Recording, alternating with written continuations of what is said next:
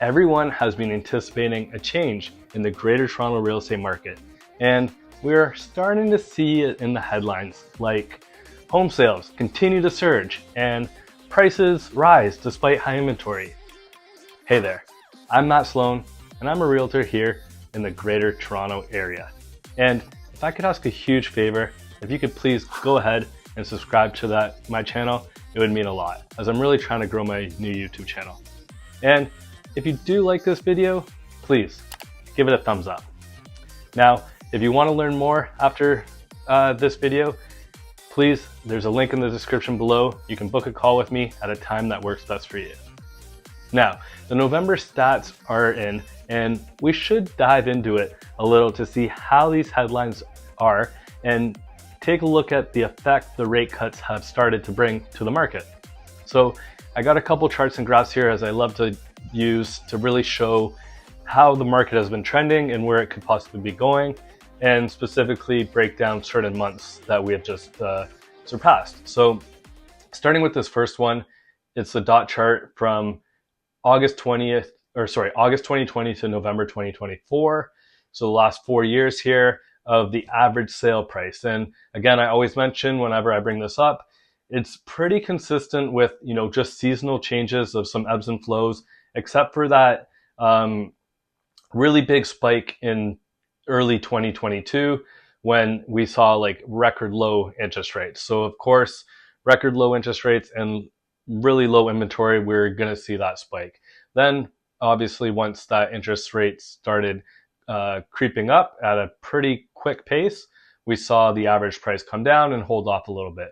But with all that being said, you can see here the market has been pretty resilient, and it's held the average sale price pretty consistently over this past year, which again we'll dive into more in a little bit.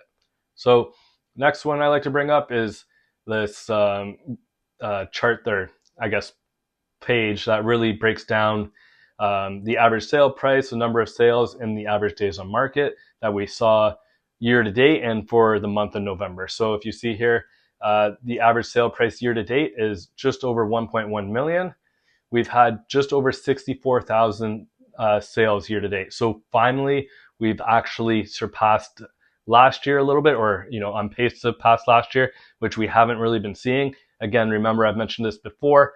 We've had a record low number of sales last year. So the fact that we were trending that same pace this year is going to create for a lot of pent-up demand, or likely should create for some pent-up demand. So you can see we're just over 64,000 sales year to date at the moment. And then the average days on market is about 24 days on market. Then lastly, at the bottom here, if we just look at the breakdown of all home types for the month of November specifically, we can look back and see how the year of 2021, 2022, 2023, and 2024 kind of compare to each other. And if you look, this time last year, the average sale price, was $1,077,000, and now it's 1.1, or just over 1.1. And even the same as 2022, the average sale price is above that. And even when in 2021, when things were, going crazy and everyone thought the prices were out of control and there was multiple offers on everything, the average sale price was only 1.162 compared to the 1.106 right now. So average price has really, really held pretty strong. Lastly here, this big red box, 3.71 months of inventory. Love to follow this number. This really tells us where things are trending. This is about leaning towards the seller's market, but kind of more in a balanced market right now. And it will vary depending on where you are. And we're seeing that in the market right now, where we're seeing multiple offers in some areas. And, in other areas, homes are sitting for 20, 30 plus days, right? So we really like to keep an eye on this number of months of inventory, as that will kind of show us where things are headed and kind of keep us on top of the market before it really shows. Next, the monthly sales data. This breaks down the last 13 months. Again, I just like to bring this one up because it shows, you can really compare month to month, and you can see kind of how in the spring, how low inventory got there with the months of inventory, as in February, we were just under 2 months of inventory, same with March. And then we started to creep back up.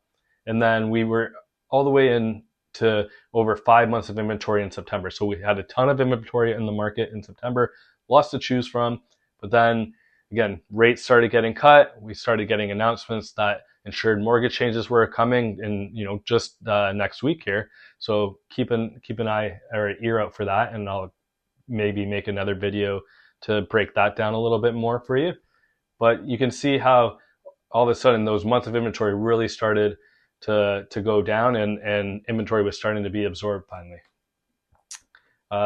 This one here, again, this just breaks down the months of November. We kind of did that in the past chart a couple of slides ago, but again, you can really see how right now the number of sales we've increased the number of sales for the month of November compared to 2022 and 2023. So I think it was about 40% increase in number of sales in this past November.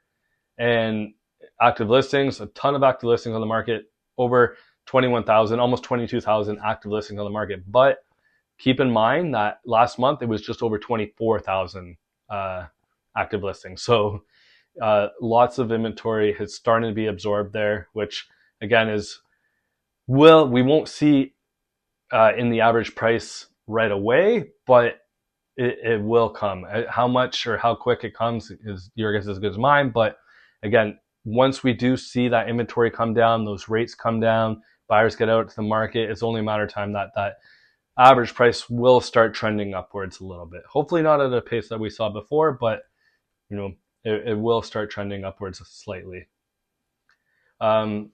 This again, active listings here. So this is all of active listings around the Greater Toronto Area from 2015 to 2024. You can see the 10-year average for active listings at this time is just under 14,000 active listings for the 10-year average. And we're all the way up just over 21, almost 22,000 active listings on the market. So again, you can see how much inventory there really is on the market right now. And again, even just back in the spring, there was less than 2 months of inventory. The inventory wasn't there.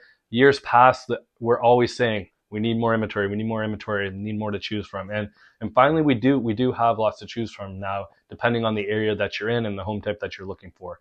A lot of it does consist in the condo space, but again, depending on the area that you're in, you might have more inventory to choose from than other parts around the city.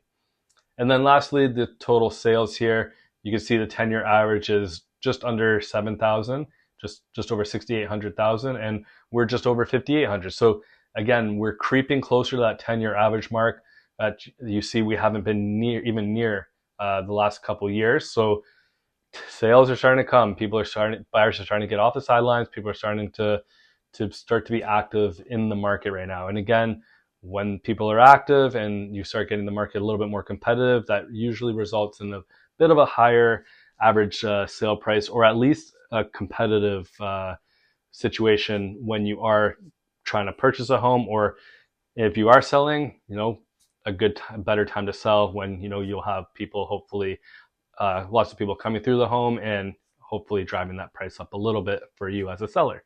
So hopefully this breaks down a little bit on what we just have been seeing here in November in the fall market and where things could be headed.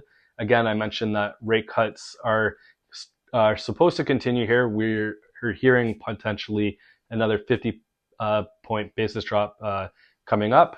Once I think this video posted, we'll actually know. So again, stay tuned for another video. And then on December 15th, the insured mortgage changes are coming. That will really have an impact around that $1 million price point. Again, I'll create another video more about that. Or if you have a question, please hit that link, book a time with me that works for you, and we can go over it further and see how I can help you navigate this market a little bit better. So again, if you do enjoy this video, please hit that subscribe button, and I will see you in the next one.